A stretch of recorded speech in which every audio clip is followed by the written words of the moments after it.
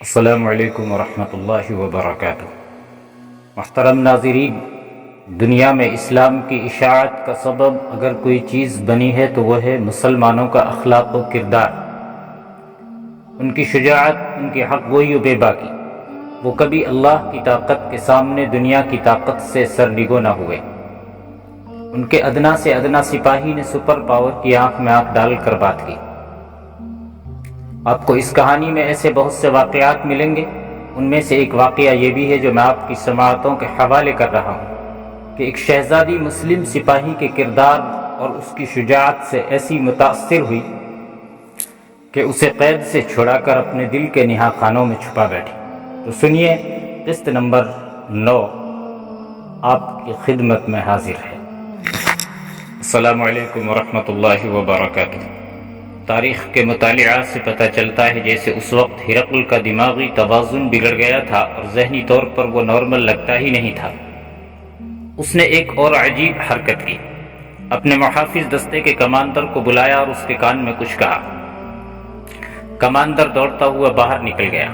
ہرقل نے مختلف حاکموں کو باری باری احکام دینے شروع کر دیے۔ اس کے سامنے مسئلہ یہی ایک تھا کہ وہ روحا میں اپنی بکھری ہوئی فوج کو اکٹھا کر سکتا ہے یا نہیں۔ مورخ لکھتے ہیں کہ شکست اس کے چہرے پر لکھی ہوئی تھی۔ کچھ وقت گزر گیا تو محافظ دستے کا کمانڈر دربار میں داخل ہوا۔ ہرقل کے اشارے پر وہ باہر گیا اور جب واپس آیا تو اس کے ساتھ ایک قیدی تھا جس کے پاؤں میں بیڑیاں تھی اور ہاتھ زنجیر میں بندھے ہوئے تھے۔ وہ کوئی مسلمان تھا، جوان اور خوبرو تھا۔ اس کی داڑھی اس کے چہرے پر جم رہی تھی اور اس کے مردانہ حسن میں اضافہ کر رہی تھی۔ وہ قیدی تھا لیکن اس کے کپڑے صاف ستھرے تھے اور منہ سر دھلا دھلایا لگتا تھا۔ ہرقل کے حکم پر اسے دربار کے وسط میں کھڑا کر دیا۔ اس وقت تک مسلمانوں اور رومیوں کے درمیان جو جنگیں ہوئی تھی ان میں ہزارہ رومی جنگی قیدی بنا لیے گئے تھے اور مسلمانوں نے انہیں پیچھے بھیج دیا تھا۔ کچھ مسلمان بھی جنگی قیدی ہوئے تھے جن کی تعداد بہت ہی تھوڑی تھی۔ ہرقل کے حکم سے 2 یا 3 مسلمان قیدیوں کو قید خانے میں رکھا گیا تھا اور باقی قیدیوں کے ساتھ اس قدر برا سلوک ہو رہا تھا کہ وہ بھوکے پیاسے مر رہے تھے۔ مسلمان قیدیوں کو انسان سمجھا ہی نہیں جاتا تھا۔ کوئی بھی نہ سمجھ سکا کہ ہرقل نے ان 2-3 قیدیوں کو قید خانے میں کیوں رکھا ہے۔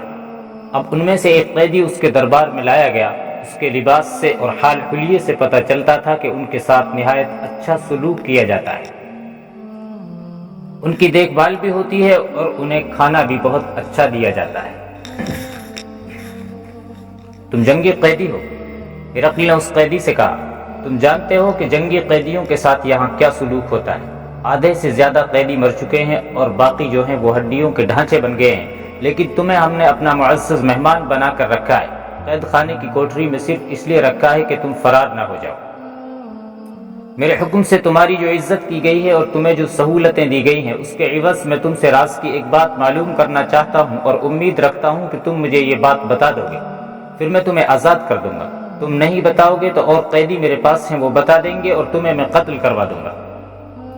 تم ایک ذمہ دار آدمی ہو، میں جانتا ہوں ایک جانباز گروہ کے کمانڈر ہو، تم جو بات جانتے ہو وہ کوئی اور نہیں بتا سکتا۔ تم بادشاہ ہو یا سپہ سالار، مجھ پر ان عہدوں اور رتبوں کا کوئی اثر نہیں ہوگا۔ مسلمان قیدی نے کہا، تمہارے جلاد کی تلوار میری گردن پر ہوگی تو بھی راز کی کوئی بات نہیں بتاؤں گا۔ ان خوبصورت اور دلکش کنیزوں اور شہزادیوں میں سے ایک مجھے دے دو گے اور اس کے ساتھ خزانہ میرے قدموں میں ڈھیر کر دو گے تو راز کی بات میری زبان پر نہیں آئے گی۔ میں اپنے مجاہد ساتھیوں کے خلاف اور اپنی قوم کے خلاف غداری نہیں کروں گا۔ اگر ہم قتل سے ڈرنے والے ہوتے تو آج تم جیسے طاقتور بادشاہ ہم سے شکست نہ کھا سکتے۔ ہم نے اپنی جانیں اللہ کے سپرد کر رکھی ہیں، ہمارے جسم کٹ جاتے ہیں تو ہماری روحیں لڑتی ہیں۔ میں تم سے کوئی فوجی راز نہیں پوچھ رہا۔ ہرقل نے کہا، میں کوئی جنگی راز نہیں لینا چاہتا۔ تو میری فوج کے خلاف لڑا ہے اور میں تسلیم کرتا ہوں کہ تم لوگوں نے ہم پر فتح پا لی ہے۔ تو عقل والا آدمی معلوم ہوتا ہے، مجھے صرف بتا دے کہ تیری فوج میں وہ کون سی خوبی ہے جو میری فوج میں نہیں، اور میری فوج میں وہ کون سی خامی ہے کہ یہ اتنی زیادہ تعداد میں ہوتے ہوئے بھی تھوڑی سی نفری کی فوج سے شکست کھا گئی ہے۔ اس فوج نے تو ایرانیوں کی فوج کو کئی میدانوں سے بھگایا ہے، حالانکہ ایرانی بہت بڑی جنگی طاقت رکھتے تھے۔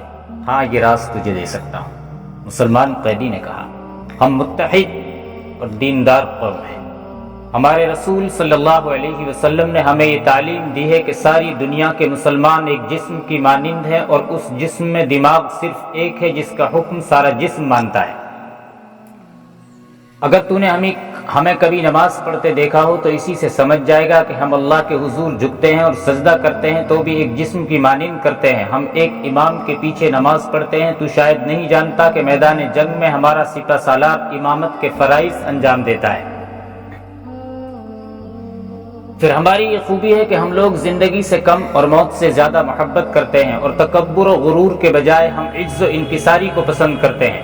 ہماری تنظیم ایسی ہے جیسی تیری فوج میں ہے، سپہ سالار ہے، اس کے ماتحت سالار ہیں، ان کے ماتحت کمانڈر ہیں، اس طرح چھوٹے چھوٹے عہدے بھی ہیں، لیکن ہم جب اکٹھے بیٹھتے ہیں تو ہم میں کوئی حاکم اور کوئی محکوم نہیں ہوتا۔ اس وقت ہمارے رتبے ختم ہو جاتے ہیں۔ ہمارے ہاں کوئی بادشاہ نہیں اور کوئی رعایا نہیں۔ ہمیں کوئی قتل کی دھمکی دے یا دولت کا لالچ دے، ہم سب سے پہلے اللہ کی طرف دیکھتے ہیں اور اس کی ذات کے احکام کی تعمیل کرتے ہیں۔ تو نے اپنی فوج کی خامیاں پوچھی ہیں؟ تیری فوج کی سب سے بڑی خامی تیرا وجود ہے۔ اگر تو اپنے دماغ سے حکمرانی کے غرور نکال دے اور ذہنیت کے لحاظ سے اپنے آپ کو سپاہی سمجھنے لگے تو دیکھ تیری قوم اور تیری فوج میں وہی طاقت پیدا ہوتی ہے یا نہیں جو ہم میں ہے۔ ہم اللہ کی خوشنودی کے لیے لڑتے ہیں اور تیری فوج تیری خوشنودی کے لیے لڑتی ہے۔ تو پیچھے ہٹ گیا تو تیری ساری فوج تتر بتر ہو گئی۔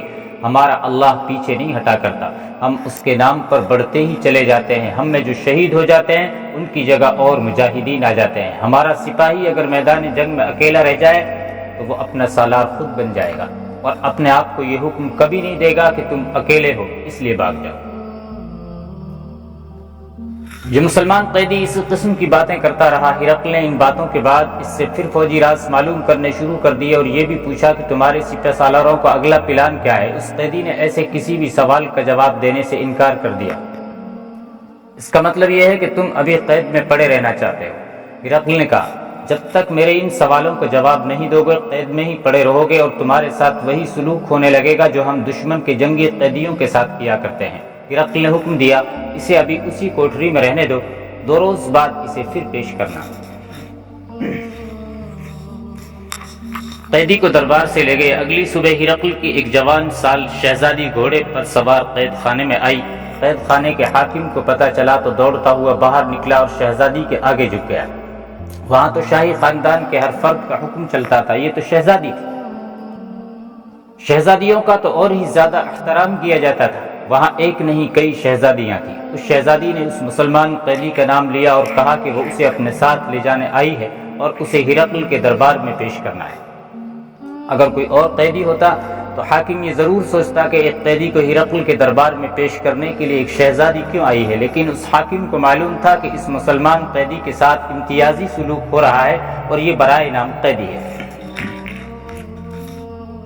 ایک روز پہلے اسے ہرقل کے دربار میں لے گئے تھے۔ حاکم نے کچھ پوچھنے کی ضرورت نہ سمجھی کہ شہزادی اس قیدی کو ساتھ لے جانے کیوں آئی ہے۔ حاکم اس شہزادی کے ساتھ ہو لیا اور چابیاں لے کر مسلمان قیدی کی کوٹری تک پہنچا۔ کوٹری کھول کر قیدی کو باہر نکالا اور شہزادی کے حوالے کر دیا۔ یہ آج شہنشاہ ہرقل کا مہمان ہوگا۔ شہزادی نے قید خانے کے حاکم سے کہا، حکم ہے کہ اس کی بیڑیاں اور زنجیریں اتار دی جائیں، اسی لیے شاہ ہرقل نے یہ حکم بھیجا ہے۔ حکم کی فوراً تعمیل ہوئی۔ قیدی کی بیڑیاں زنجیریں اتاری گئی۔ شہزادی اسے اپنے ساتھ لے گئی، خود گھوڑے پر سوار ہوئی اور قیدی سے کہا کہ وہ اس کے ساتھ پیدل چلے۔ وہ کچھ دور تک اسی طرح چلتے گئے کہ شہزادی گھوڑے پر تھی اور قیدی اس کے ساتھ پیدل جا رہا تھا۔ کچھ اور آگے گئے تو شہزادی نے گھوڑا روک لیا۔ میرے پیچھے گھوڑے پر سوار ہو جا۔ شہزادی نے قیدی سے کہا، ایڑ لگاؤ اور گھوڑے کو کھلا چھوڑ دو، آگے تمہیں الگ گھوڑا مل جائے گا، مجھ سے یہ نہ پوچھنا کہ میں تمہیں کہاں لے جا رہی ہوں۔ قیدی بلا چونچرا شہزادی کے پیچھے گھوڑے پر چڑھ بیٹھا اور ایڑ لگا دی۔ اس سے آگے گھنا جنگل اور پہاڑی علاقہ تھا۔ شہر سے دور نکل گئے تو قیدی نے شہزادی سے پوچھا کہ کہاں جانے کا ارادہ ہے۔ تم میرے ساتھ نہیں جا رہے، میں تمہارے ساتھ جا رہی ہوں۔ شہزادی نے کہا، مجھے اپنی فوج میں لے چلو، میں واپس آنے کے لیے نہیں جا رہی، اسی لیے تمہیں قید خانے سے نکلوا کر لائی ہوں۔ قیدی نے لگام کو ہلکا سا جھٹکا دیا، گھوڑا چل پڑا۔ قیدی کو اندازہ نہیں تھا کہ اس کا لشکر کہاں ہوگا، اس لیے پکڑے جانے کا خطرہ ابھی سر پر موجود تھا۔ اس نے گھوڑے کی رفتار ذرا تیز کر دی۔ جس دن کی صبح شہزادی مسلمان قیدی کو قید خانے سے رہا کروا کے لے گئی تھی، اس دن کی شام ہونے کو آ گئی۔ اس شہزادی کا نام شارینہ تھا۔ وہ کسی معمولی سے گھرانے کی لڑکی نہیں تھی کہ گھنٹے ڈیڑھ گھنٹے بعد ہی گھر والے پریشان ہونے لگتے کہ لڑکی گھر سے نکلی تھی اور ابھی تک نہیں آئی۔ وہ شہزادی تھی اور ماں کو معلوم تھا کہ وہ گھوڑے پر گئی ہے، اس لیے کچھ وقت لگا کر ہی آئے گی، لیکن پورا دن گزر گیا تھا۔ شارینہ وہاں اکیلی لڑکی تو نہیں تھی، وہ شاہی محل تھا جس میں اس جیسی کئی لڑکیاں تھیں۔ ان میں کچھ داشتائیں تھیں اور کچھ بیویاں۔ ایک لڑکی کا ذرا زیادہ وقت کے لیے ادھر ادھر ہو جانا کوئی پریشان کن واقعہ نہیں سمجھا جاتا تھا۔ ماں نے دن کے دوران تو اپنی بیٹی کی غیر حاضری محسوس ہی نہ کی۔ محسوس نہ کرنے کی وجہ یہ تھی کہ ان دنوں محل کے اندر کے ماحول میں بے تحاشا کھنچاؤ پایا جاتا تھا۔ ہرقل بھاگا بھاگا پھر رہا تھا اور اس کی افواج شکست خوردگی کے عالم میں بکھر گئی تھی۔ ہرقل فرعون قسم کا بادشاہ تھا۔